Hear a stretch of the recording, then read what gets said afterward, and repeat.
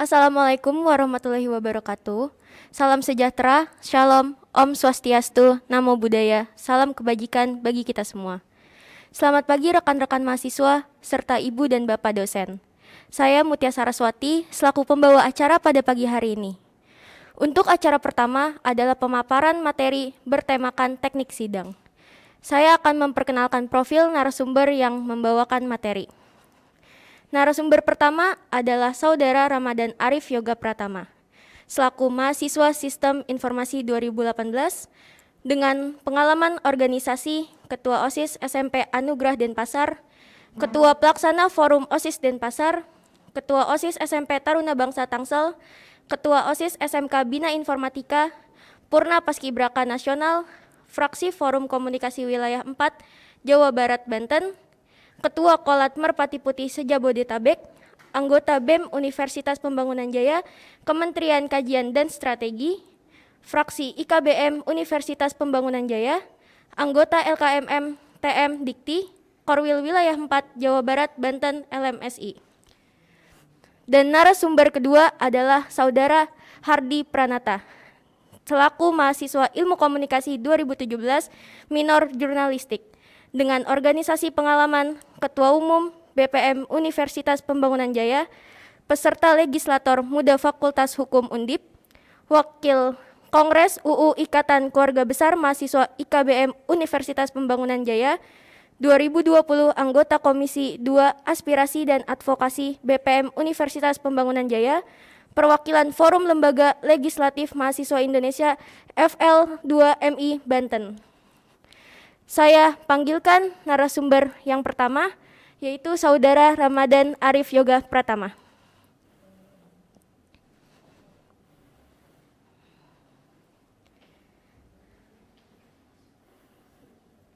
Saya panggilkan narasumber yang kedua, Saudara Hardi Pranata.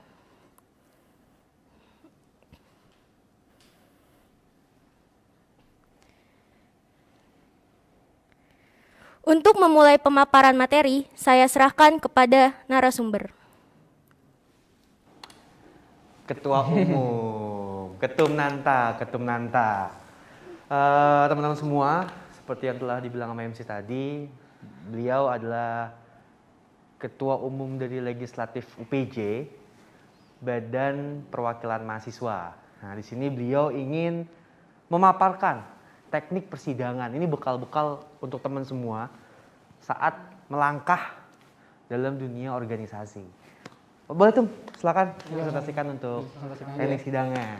Oke, kali ini saya akan presentasikan mengenai bagaimana cara teknik sidang dalam berorganisasi.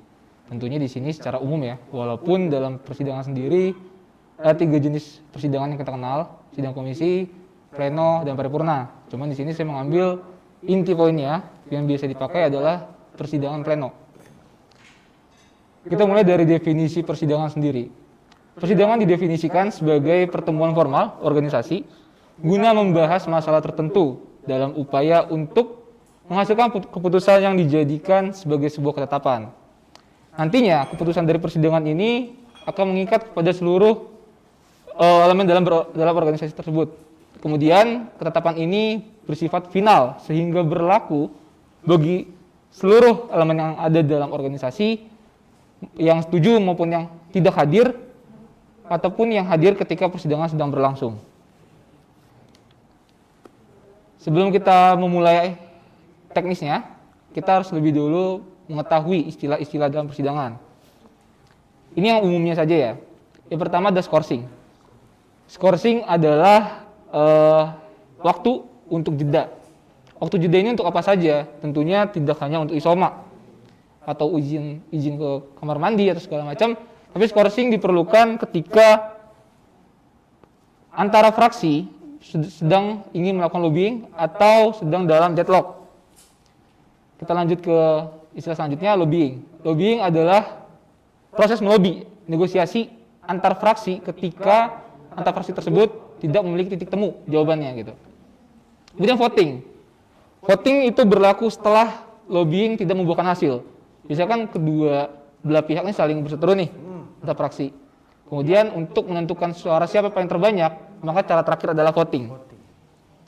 Kemudian deadlock. Deadlock adalah situasi ketika masing-masing antar fraksi sudah punya argumen yang berbeda, lalu tidak ketemu titik temunya nih. Oke. Nah itu masing-masing pada bingung jawaban keputusan yang semestinya seperti apa. Maka mereka mengajukan deadlock. Karena banyak argumen juga. Nah seperti itu. Kemudian walkout. Walkout adalah ketika di dalam suatu persidangan salah satu peserta sidang atau salah satu peserta dalam fraksi menyatakan bahwa dirinya tidak terima gitu. Oke. Ketika dia berargumen, lalu ternyata argumennya itu tidak diterima oleh presidium, justru argumen yang fraksi sebelah, maka dia berhak mengajukan walkout atau keluar dari persidangan. Oke, berarti kayak mengundurkan diri lah. Mengundurkan diri. Kemudian quorum. Quorum adalah jumlah peserta dalam persidangan. Itu biasanya persidangan akan sah itu ketika setengah dari quorum plus 1. Oke. Gitu. 50+1. 50+1. Kemudian ada interupsi. Interupsi adalah proses ketika fraksi ingin mengajukan pendapat. Gitu kan. Biasanya kan sebenarnya dalam persidangan itu banyak banget jenis interupsi. Oke. Interupsi for privilege, information dan sebagainya. Cuman ketika di dalam ranah mahasiswa kita masih mempelajari, yaudah presidium interupsi gitu. Nggak mungkin presidium interupsi point of privilege terlalu panjang aja makan waktu gitu. Oke. Kemudian konsideran. Konsideran adalah draft atau suatu surat ketetapan yang isinya sudah disetujui atau ingin diajukan. Itu konsideran. Draft peraturannya tuh. Itu berarti selalu ada di awal mau persidangan? Iya. Oke. Jadi saya presidium langsung minta, saya ingin meminta konsiderannya seperti apa gitu. Oke. Itu draft-draftnya. Lalu peninjauan kembali atau PK. Itu ketika misalkan bab 1 sudah dibacakan, lalu ternyata berkesinambungan dengan bab 2 di pasal sekian, lalu saya ingin meninjau kembali. Berarti itu tadi sudah di bab 2, kembali lagi ke pasal 1 bab 1. Gitu. Itu istilah-istilah dalam persidangan. Nah, ini kembali lagi ke yang tadi saya bilang, ada banyak banget jenis persidangan. Ada sidang komisi, pleno, dan paripurna. Tapi yang bisa dipakai itu sidang pleno. Sidang pleno sendiri adalah sidang yang menghasilkan keputusan dan ketetapan. Dalam sidang pleno sendiri itu ada 3 tahap. Ada pleno 1, pleno 2, pleno 3. Oke. Itu berbeda-beda. Ketika di pleno 1 itu adalah penentuan tata tertib persidangan. Oke. Yang isinya adalah presidium sementara. Jadi belum terpilih nih siapa pemimpin sidangnya. Justru Berarti yang dari penyelenggara. dari penyelenggara, ya. Presidium sementara adalah steering komite, itu pihak penyelenggara tadi. Oke. Jadi presidium sementara dulu untuk menentukan tata tertib persidangan. Persidangan. Kemudian lanjut ketika sudah sah tata tertib tersebut, lanjut ke pleno kedua. Itu adalah pemilihan presidium. Presidium. Jadi saya mengajukan nih dari antara fraksi, sekiranya siapa yang ingin menjadi presidium. Oke. Jadi bersifat netral, Diwajibkan. diwajibkan. Jika tidak ada, Jika tidak ada berarti presidium sementara itu menjadi presidium tetap. harus disahkan oleh semuanya. Iya. Oke, semua fraksi. Kemudian di sidang pleno ketiga itu adalah agenda persidangan. Itu sudah dipimpin oleh presidium tetap. Itu berbagai macam agenda sidangnya. Bisa penentuan ADRT atau penentuan presma itu bisa diajukan dalam sidang pleno atau perundang-undangan lainnya. Nah, dalam persidangan tentunya banyak banget aturan sidang. Yang pertama kita kenal dulu peserta penuh. Jadi dalam persidangan itu ada peserta penuh, ada peserta peninjau. Peserta penuh adalah pengurus atau anggota penuh dalam suatu organisasi. Oke, himpunan, UKM. Himpunan UKM gitu kan. Pesertanya tentunya memiliki seperti namanya ya, peserta penuh memiliki hak penuh. Haknya ada hak berbicara, yaitu adalah hak untuk bertanya, mengeluarkan pendapat, dan mengajukan usulan kepada pimpinan sidang, Oke. baik secara lisan maupun tertulis. Kemudian dia punya hak suara. Hak suara adalah hak untuk ikut ambil bagian dalam pengambilan suatu keputusan. Kemudian hak memilih adalah hak untuk menentukan pilihan dalam suatu proses pemilihan. Lalu adalah hak dipilih, adalah hak untuk dipilih dalam proses persidangan. Tentunya dalam suatu hak perlu ada kewajiban. Hampir sama, setiap kewajiban dari peserta penuh maupun peninjau, yakni adalah mentaati tata tertib persidangan atau permusyawaratan yang sudah disahkan dalam pleno pertama. Kemudian menjaga ketenangan atau harmonisasi dalam persidangan. Yang kedua adalah peninjau. Berarti hak yang tidak penuh nih. Peninjau adalah peninjau adalah orang-orang yang diundang atau pihak-pihak yang bukan anggota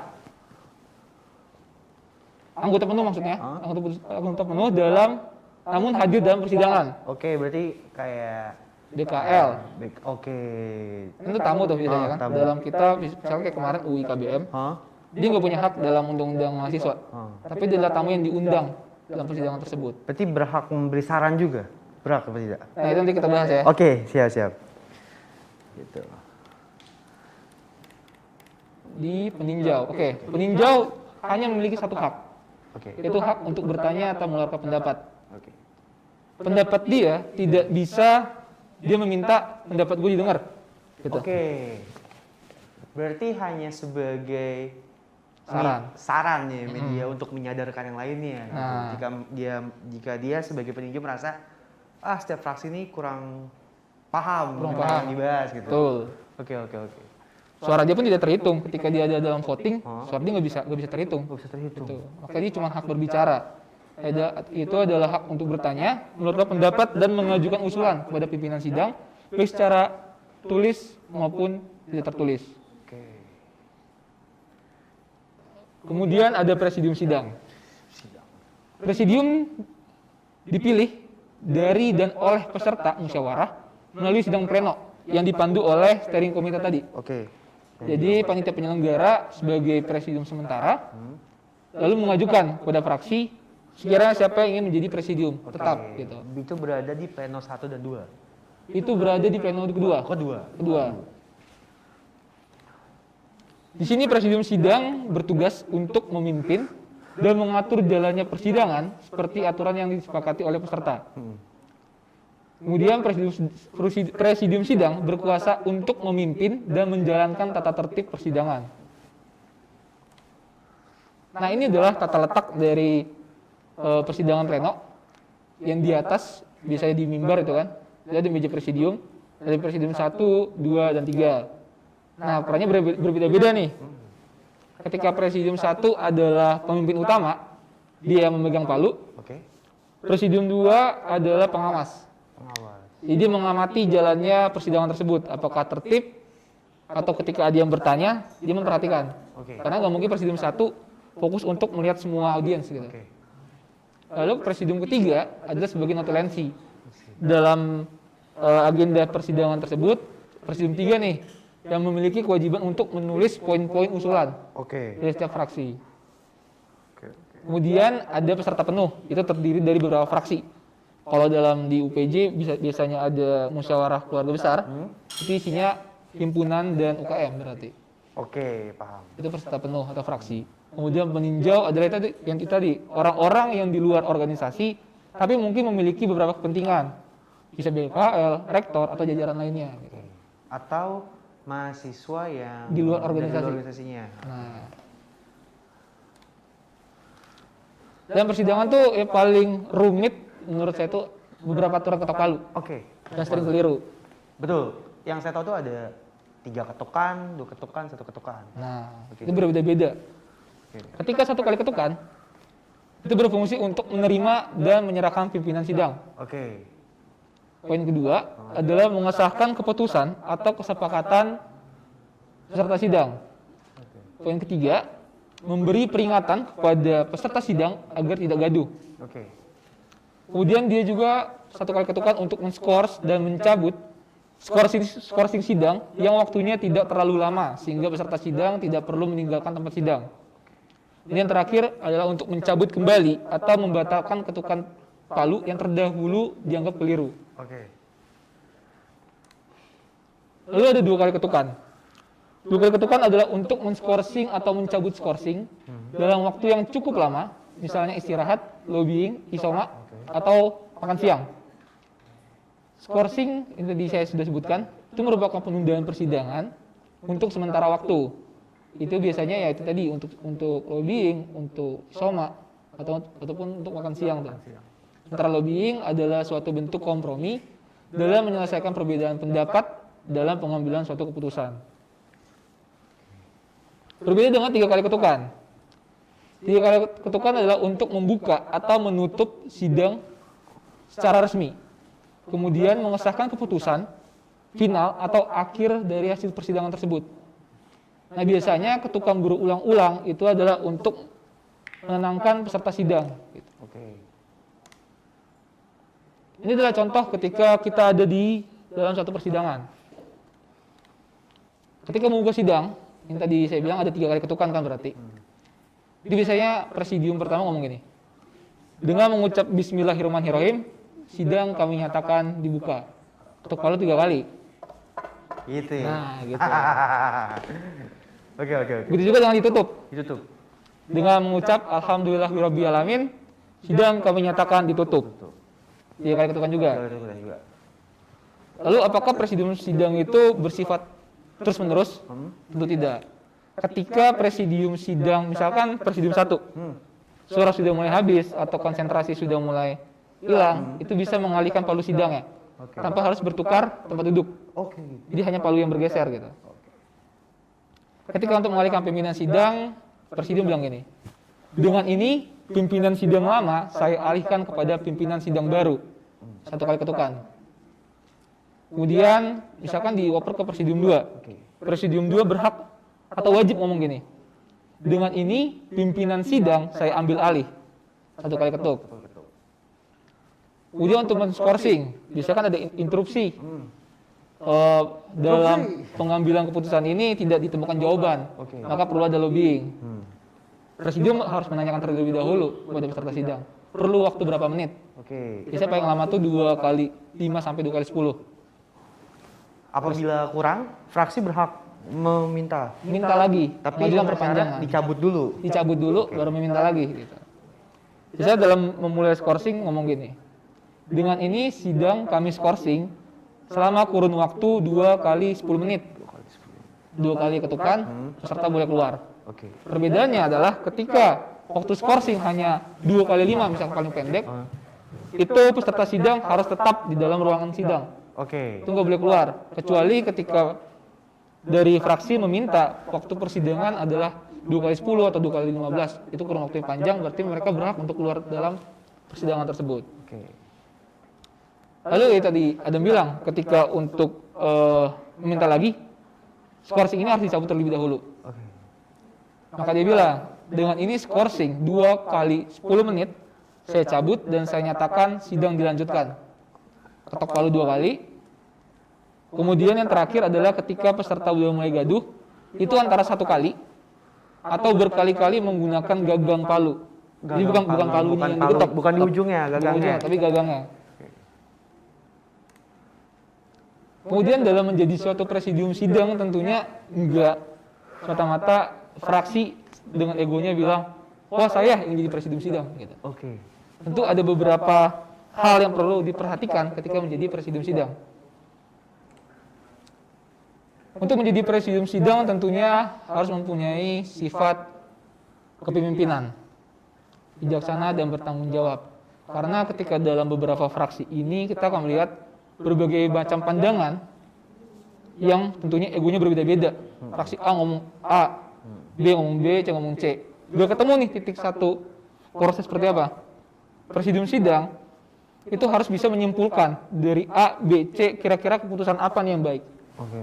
Lalu diajukan lagi kepada fraksi. Makanya perlu kebijaksanaan dan bertanggung jawab untuk sebagai presidium. Gitu.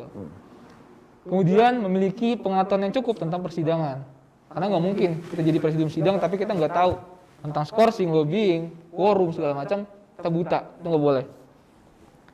Lalu untuk menjadi presidium sidang harus peka terhadap situasi dan cepat mengambil inisiatif dalam situasi kritis. Itu ada deadlock. Ketika fraksi tidak menemukan jawaban dalam lobbying, dalam skorsing, dia punya titik temu, itu presidium harus punya nalar, oke, gue mau menyarankan ini nih, mau terima apa enggak, gitu. Itu harus bisa mengambil celah. Dan di presidium sendiri itu harus bisa memain alur. Karena kalau nggak bisa memainkan alur, itu persidangan bakal alot. Pasti. Gitu kan. Biasanya ada permainan untuk bisa menyimpulkan poin A, misalkan pasal 1, agar bisa semuanya setuju, itu dia harus bisa menggiring opini di masing-masing fraksi. Gitu. Kemudian poin terakhir adalah mampu mengontrol emosi sehingga tidak terpengaruh dalam kondisi persidangan. Bisa kita lihat kan, misalkan fraksi A gitu kan, dia pasti bakal ngomel tuh, presidium tidak tegas dalam mengambil keputusan gitu kan. Yang namanya lelah, capek, itu pasti bakal ada dalam persidangan. Karena durasinya cukup panjang. Cukup panjang, 1 jam tuh nggak cukup. Nggak cukup. Bisa Bahkan persidangan bisa tuh sehari satu penuh. harian, 1 hari penuh gitu kan. Dia harus bisa mengontrol emosi di saat dia capek. Banyak orang berkomentar tentang sikapnya dia harus bisa tetap dingin gitu, tetap tenang. Nah ini kembali ke sikap, kalau tadi syarat ini sikapnya. Sikap seorang presidium harus simpatik, menarik, tegas, dan disiplin. Jadi dalam membacakan poin-poin, vokal suara dia harus jelas. Nggak mungkin dong, bab 1 pasal 1, bla bla bla bla bla bla bla bla. Artikulasinya harus ada. Artikulasinya. Jadi kan enak tuh. Bab 1 pasal 1 tentang bla bla bla bla. Setuju, sepakat, sah, sah. Oke. Kemudian poin kedua, sopan dan hormat dalam kata dan perbuatan. Itu tadi ketika dalam emosi atau ada penyampaian pendapat itu harus tetap tenang.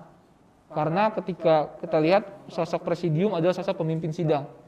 Nggak mungkin dia bertindak semena-mena seolah-olah karena dia seorang pemimpin dia bersikap seenak, itu nggak boleh seperti itu. Betul. Yang terakhir adalah adil, bijaksana, dan menghargai pendapat peserta. Tidak boleh memihak. Tidak boleh memihak, dia harus bisa mendengarkan dari pendapat A, B, C seperti apa, lalu dia bisa mengambil kesimpulan secara bijak. Dari ketiga pemikiran ini, tengah-tengahnya mana nih win-win solutionnya gitu. Betul. Ya mungkin itu untuk beberapa materi terkait teknik sidang dalam organisasi. Oke. Banyak sekali pertanyaan yang ada dari para audiens yang menonton gitu. Dalam teknik sidang itu kan, atau kita yang sebagai fraksi itu kan harus mengetahui praktek juga, teori juga, ya kan? Mungkin teori sudah oke, tapi gak selamanya kita sebagai mahasiswa paham betul mengenai penggiringan opini, melihat situasi bagaimana, kapan kita harus menyerang, kapan kita harus mengungkapkan, kapan kita harus pro ke kanan kiri gitu kan. Ada nggak sih tips dari seorang ketum gitu, terutama legislatif di Universitas UPJ ini, sebagai mahasiswa tuh harus menguasai apa sih ketika menghadapi sidang gitu, entah pleno, atau sidang komisi, dan semacamnya. Yang harus dipersiapkan. Iya. Pertama mental. Mental. Iya benar sih, karena saya pun juga pernah ikut persidangan. Ketika saya melihat fraksi lawan saya itu sangat berambisi, berapi-api, itu saya merasa wah beda tingkatan nih, membuat mental jadi down gitu ke bawah kan. Nah, selain mental ada apa lagi tuh? Selain mental, mungkin tadi saya bilang ya, ketika dalam persidangan kenapa mental diuji, kita lahir dari masing-masing jurusan yang berbeda pola pikir, beda budaya, ya tadi saya singgung kan budayanya. Mungkin dari program studi A dia lebih kritis dan berapi-api, tapi bukan berarti dari fraksi lain dia tenang, belum tentu dia nggak kritis. Iya betul. Benar kan? Misalkan orang mandang, oh yang lebih dominan nih, lebih berapi-api adalah orang berisi, sementara enggak. Iya, padahal enggak. Belum tentu. Iya. Bisa ada yang lebih tenang, jawaban dia tuh lebih dapat gitu loh.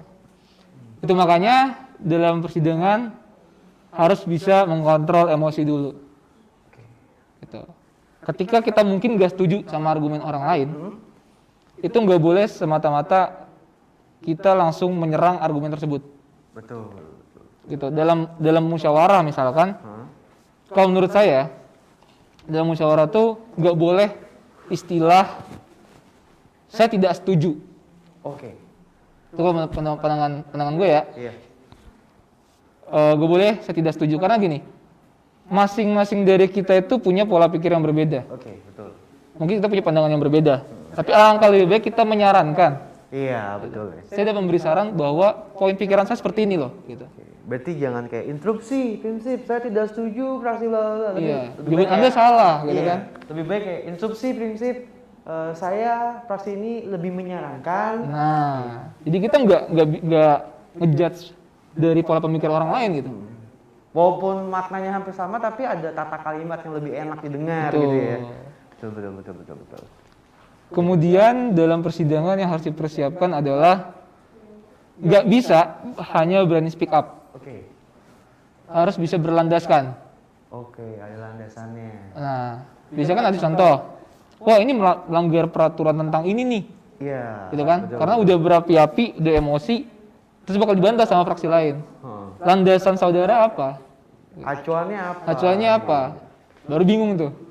Baru bingung itu nggak bisa. Itu malah memalukan fraksi itu sendiri kalau menurut Oke. saya. Jadi harus tetap tenang, siap mental, terus pembawanya harus tetap tenang, tetap ada landasannya, Heeh. baru dia bisa percaya diri untuk speak up. Oke. Tapi satu sisi buat tentang kita sendiri yang harus mempersiapkan diri. Tentu orang lain juga nih audiensnya. Ketika kita lihat kita udah siapin diri, udah siap landasan, udah siap mental, kalau emosi kita baik. Tapi kan tergantung bagaimana orang lain merespon tanggapan kita. Betul. Yang biasanya gue lihat nih Hmm? dalam persidangan, orang lain tuh terlalu mementingkan egoisnya, egonya terlalu tinggi menurut gue, Betul. ya kan? Gak mau kalah dalam argumen. Betul. Ada orang bilang ketika musyawarah itu menang-menangan ego, katanya gitu. Menurut saya nggak setuju. Oke. Karena judulnya musyawarah. Musyawarah. Iya, betul. Gimana dari pemikiran A dan B ketemu satu titik? Iya. Ada apa ya? Tarik benang merah lah dari kedua argumen. Nah. Jadikan satu. Gak bisa ego satu, ego dua, Heeh. kalau tinggi ego akhirnya yang pemikiran ini mati. Itu nggak bisa. Setuju. Gitu. Menurut saya itu sih beberapa hal yang harus dipersiapkan.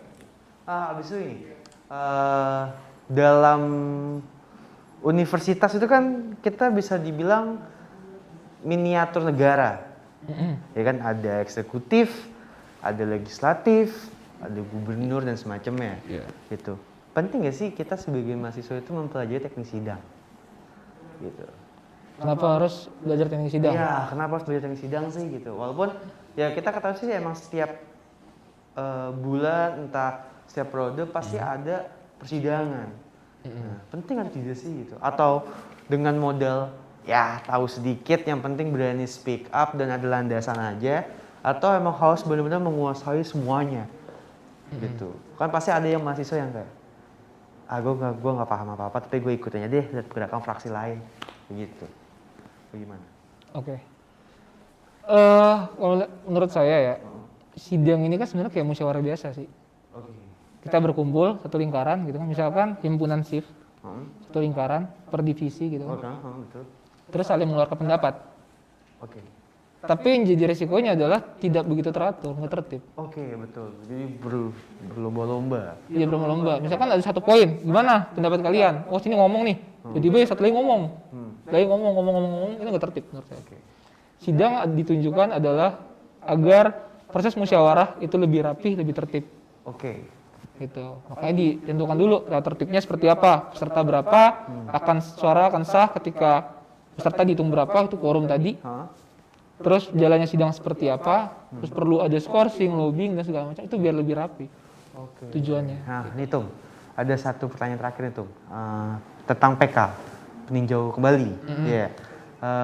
Biasanya kan di persidangan itu selain draft approve antar fraksi di awal, ada juga persidangan yang kita bahas mengenai contohnya ADART atau undang-undang mahasiswa. Iya. Yang dimana itu mempunyai pasal yang banyak. Betul. Gitu. Dalam sidang itu kan pasti pertama durasinya panjang, ya kan. Kedua pasti banyak mahasiswa yang menanyakan untuk mengajukan PK. Ada nggak sih batas maksimal mengajukan PK tuh sampai berapa kali pengajuan gitu?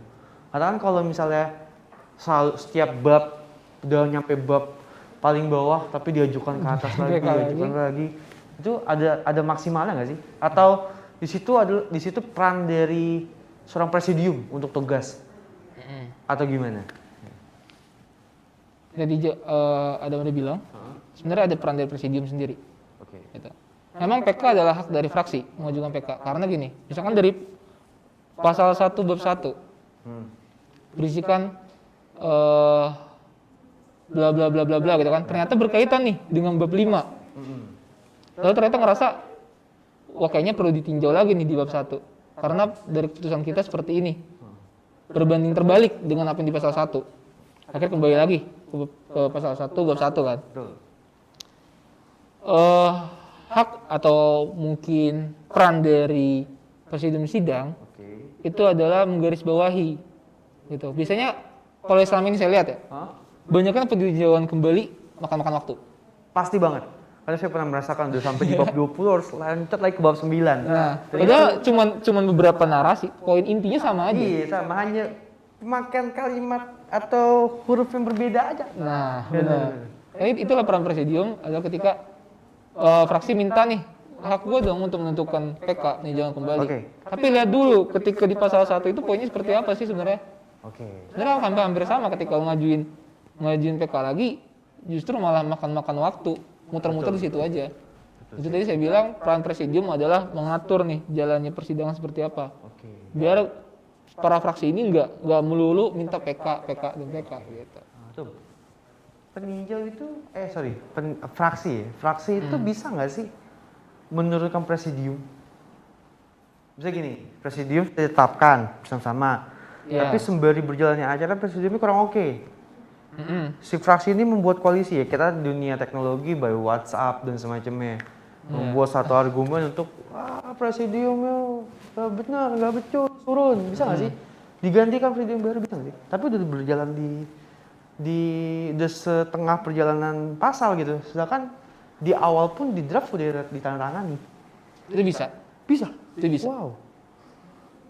Jadi dia langsung bilang, mohon maaf Pak Presidium interupsi misalkan. Saya melihat mungkin Pak Presidium tidak berkompeten dalam sidang ini. Maka dari situ fraksi ingin meminta untuk pergantian presidium. Oke.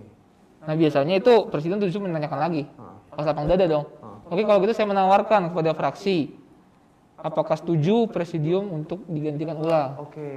Gitu. Ketika semua fraksi teratas setuju, udah mau nggak mau presidium itu harus diganti dengan dari fraksi siapa nih yang ingin maju sebagai Oke, presidium. harus Gitu. naik ya. Harus naik. Gitu. Dalam sidang itu kan cukup panjang. Itu bisa dipending nggak? Oh, udah terlalu marut-marah. Kita pending untuk pending. besok start lagi. Itu bisa. Bisa.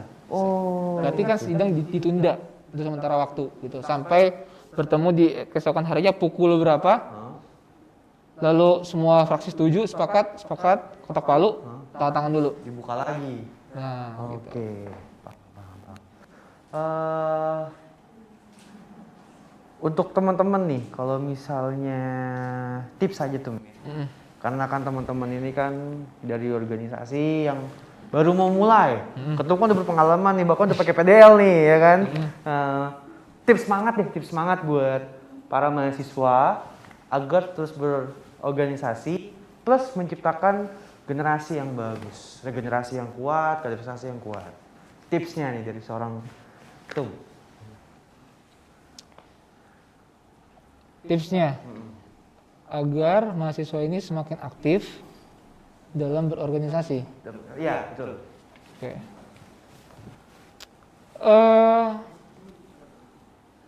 Kalau menurut saya gitu kan, simpel sih. Mungkin ketika teman-teman selalu mempertanyakan, di sini mahasiswa ya, Iya. saya anggapnya mahasiswa biasa gitu. Iya. Pertanyakan, kok gue kuliah gini-gini aja ya? Kampus ngasih apa sih ke gue? Betul. Kok kampus gini, SPP gini, peraturan gini. Ya, betul. Benar gitu, Betul. mahasiswa. Sekarang saya balik pertanyakan, apa yang sudah kalian berikan untuk kampus? Simpel itu aja. Prestasi kah? Prestasi kah? Gitu. Sebenarnya untuk menggali potensi tidak hanya dari organisasi, mungkin dalam bidang prestasi hal-hal lainnya masih bisa. Masih bisa. Enggak tadi Adam bilang kan, mungkin enggak di dalam UPJ tapi di luar. Seenggaknya mahasiswa ini merasakan, oh ternyata seperti ini nih capainya di organisasi. Iya. Gitu. Ketika saya menuntut, oh ternyata begini ya alurnya gitu. Gitu sih menurut Betul. saya. Jadi ya ibaratnya ya kita nggak akan bisa ngerasakan kalau hanya menuntut aja gitu ya. Nah. Gitu. Kenapa kita selalu mengeluh? Gimana sih tutornya nggak pernah approve, organisasi jelek nih? Ya kita harus terjun dulu di sana. Terjun dulu, rasakan dulu. Merasakan dulu ketika kita udah masuk kita tahu ini loh lingkarannya. Susah itu seperti ini gitu ya. Harus nyebur Oke, dulu. jadi untuk teman-teman mahasiswa SIF apabila mengeluh, kita tuh pasti diri kita dulu. Apa yang sudah kita kasih? Jika belum ada, berkontribusilah Betul. agar tercapai yang kalian keluhkan dan bisa kalian buat di periode kalian masing-masing gitu ya. Oke? Mungkin dari teknik persidangan ini, terima kasih Ketum udah meluangkan waktunya untuk ini mengisi terima kasih acara banget di Adam dan panitia lainnya ini, ya, sudah diundang. di acara Makrab. Makrab. Iya, keagraban mahasiswa. Ada di surat undangan ya. Ada surat undangan. Mahasiswa dalam keagraban gitu ya kan. Nah, Betul. sekian dari pemateri hari ini. Terima kasih Ketum sekali lagi. Terima kasih Adam, terima kasih Ya. semuanya. Terima Ya, kasih untuk mahasiswa baru. SIF, semoga kedepannya lebih peka terhadap organisasi dan menciptakan kaderisasi yang sangat baik. Yoi. Gitu. Oke, sekian dari saya dan sekian dari. Terima kasih semuanya. Sekian dari saya. Oke, sip. Thank you. Goodbye. Dadah. Bye.